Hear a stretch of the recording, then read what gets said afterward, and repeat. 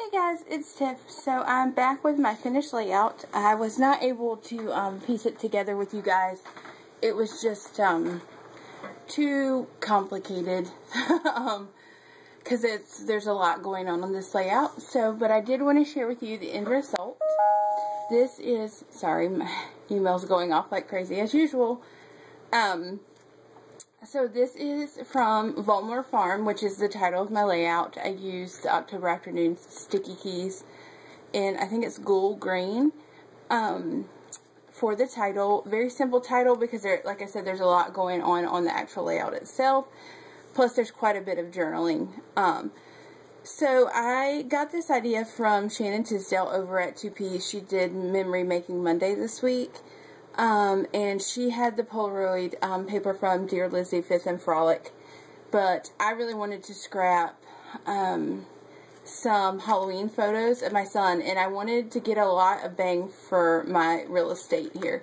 So in order to do that, I thought the Polaroid concept was perfect. So I numbered them just like she did.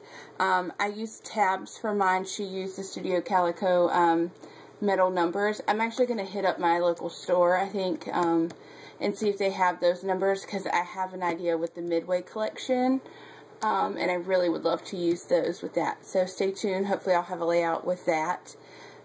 So I cut out, or I stamped out each one of these Polaroids using that Lawn Fawn stamp set.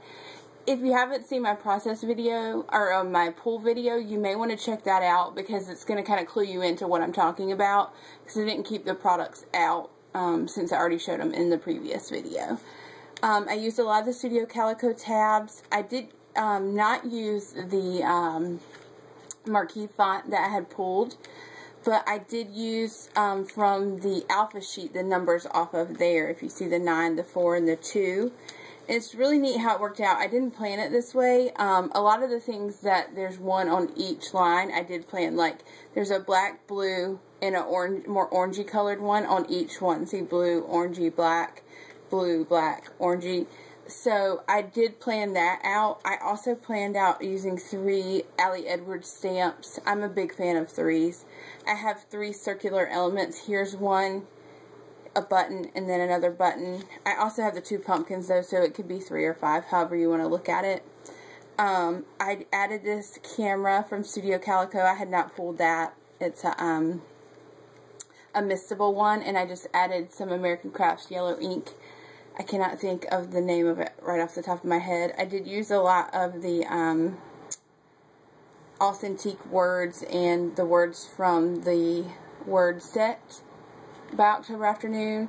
This bag behind here I had also not planned on using. I had planned on using pattern paper for this, or an acetate piece.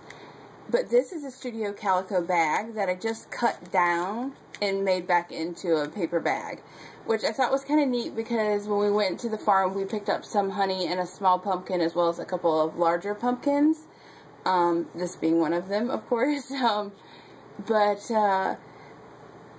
They gave it to us in a paper bag, and I didn't save that bag because, you know, it had like the pumpkin and stuff in it. So, you know, I'm kind of funny about that. So I used the Studio Calico bag. Also, the background paper I had not pulled. It's a basic gray from the Clippings collection, and it just looks like a black denim. Really love that.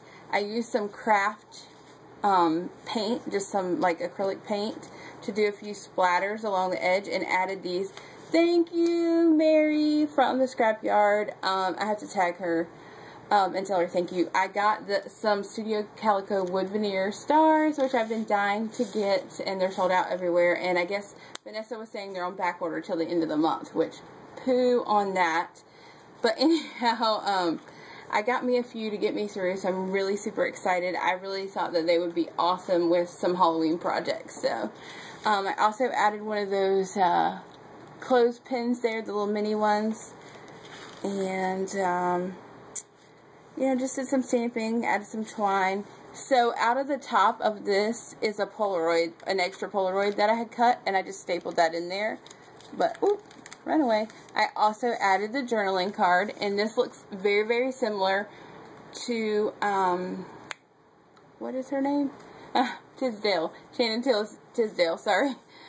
She did the numbers kind of like this, kind of wonky, and then journaled about each photo, and I just thought that was a great idea. I know it's been done before, but nevertheless, I had a lot of fun doing it. Added a few stars from the cardstock stickers as well. So, oops, sorry guys, it's a little tricky, but I also like the fact that it's up top here. Hold on one sec, guys. That it's up top here, so when it's in your album, you can still totally pull it out and look. So when people are looking at your layout, it's easily seen. So I'm going to try to do a semi-close-up of the layout, so you can kind of see the details. You know, I added washi, cardstock stickers. This was so much fun, you guys. It was, how I ended up doing the photos, in case you're wondering, is I stamped out the Polaroids, and then you could just measure the photos, but sometimes I feel like when I go to measure stuff, I'll make a wrong cut, and so I get really nervous. So what I did was I just took some acid-free ink, and I stamped right onto the photo, the Polaroid, the inside of the Polaroid. I tried just to stamp that part so I didn't waste ink. And then I just cut out around the inside square, so of course it's going to fit perfect. So here's another wood veneer and a wood veneer. That's a heart and an arrow. You know, just to kind of mix it up. I did them in black though, because I didn't want them to take away from the tabs or the stars. Okay guys, so that is my finished layout. I will be back in just a little bit because my Studio Calico kit is here and I'm so excited. Alright guys, take care. Bye.